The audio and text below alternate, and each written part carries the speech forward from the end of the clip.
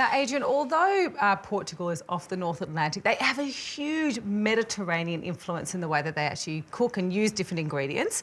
So obviously seafood is huge. They actually have one of the highest consumption in Europe per capita of seafood, but I'm going to use prawns. Nice. So I've got some beautiful Harvey Bray green prawns. Thank you.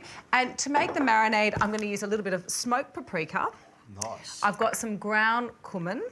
Extra nice. Extra nice. And I've also got a little bit of cinnamon, which is a spice that they love to use in Portugal. Even nicer. I love that he's so agreeable. What I'll get you to do is just finely take the seeds out for me of the chilli, and I'm going to microplane a little bit of lemon zest, an absolute must, and the juice when you're using seafood. And I'm just going to microplane the garlic, which is just a really easy way to make sure all of that garlic, beautiful flavour infuses or permeates through with all the other ingredients as well. I've often said it's easy to take the zest off first, then take the zest off after you've taken the juice out of it. It is very true. They are wise advice. My Uncle Bob told me that. Oh, I love your Uncle Bob. He's just a wealth of good food knowledge. It must have been where it all came from, was it? That's right. And he was a raconteur, apparently, as well. There we go. All right, so I'm also going to add some coriander. So just finely chop the coriander. Make sure you give it a really good wash. Parsley and coriander tend to be the fresh herbs that are used the most in Portugal. And just fold that through. Now, I'm making this into a salad. Now, you could just put this straight onto the barbecue. The other way that in Portugal they love to cook seafood is in a clay pot and then into the oven.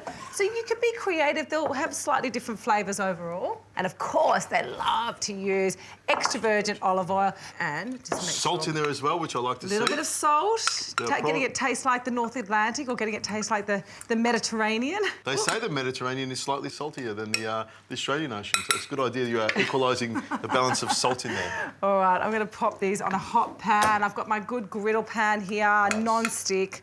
If you don't have a non-stick pan, you could always use the barbecue, or like I said, you could put it into a good quality baking dish and you could bake it in the oven as well. Now, I know you're going to get me to chop this kale, aren't you? I am. It's there. It's got your name on it. So the kale is going to be used instead of lettuce. So I'll just get you to finely chop the kale for me. I've got some kidney beans, I've got some lovely perinos, and I've also got some sun-dried tomatoes and Spanish onion and some pepitas. So just throw it all in. Yep. Oh, this looks fantastic. This is my kind of food, you know. If I can't go to Portugal, I can't go to Greece or someone like that, I love to cook food like this at home. Good. I love the smell of prawns on the barbecue. It's a nice way of doing it inside, is on a griddle pan, isn't it? Yeah, well, it just makes it a little bit more, easier if you don't have the barbie.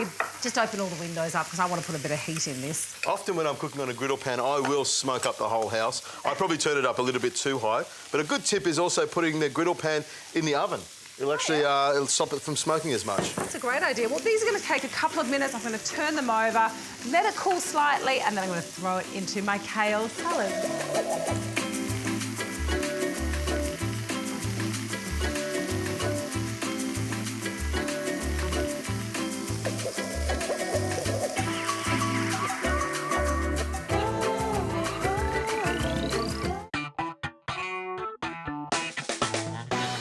Oh, these prawns smell fantastic. The salad looks great, a little bit of lemon juice, olive oil, and you could even put just a little bit of salt as well. Good. Glad you said that. It was going to go in there anyway, but because you said it, I put it in. Hey, why do I bother even fighting this? Just give in. That's the easiest way. So I've got this beautiful platter here. So pop the salad on, and then I'm going to put the prawns on top. I'm actually going to put these on warm. Oh, there you go. I like that. So practical. Mucking around. There we go. Nice little dome. Beautiful. I'd already given that a good toss, otherwise the kale would have been at the bottom. So prawns on top. Oh, I love that. Beautiful. Now you put the prawns on it, it makes a lot of sense. Yeah. So you happy? Get that protein on there for you. There we go. Slide that over to you. Wonderful, thank you. Grab some forks. Pile up all the prawns. It's going to have that lovely flavour. They love their piri-piri and chilli and things like that in Portugal. Yeah, go for it, Adrian. I'm just going to tuck straight into it. It smells fantastic, and I'm just going to cut it on the board here so I don't have too much in my mouth at once. It smells fantastic. It really does. I love barbecue prawns. A lovely little salad there. What do you think? Oh, Zoe, that's fantastic. Gorgeous. Oh, I'm going to do the salad. You're not getting my prawn. This is no, mine. I know. Sorry, I was going to steal that one. Why bother? I've got so many here. Out of my cold, dead hands, you'll get this prawn. Gorgeous. That is fantastic. It's got that perfect amount of spice. That little bit of cinnamon is just lovely. The salad, well, you know what? I am a lover of kale and pepitas and Spanish onion and kidney beans, even if you're not. Well, how about you have the salad and I'll have the prawns? Is that a good idea? I don't think so.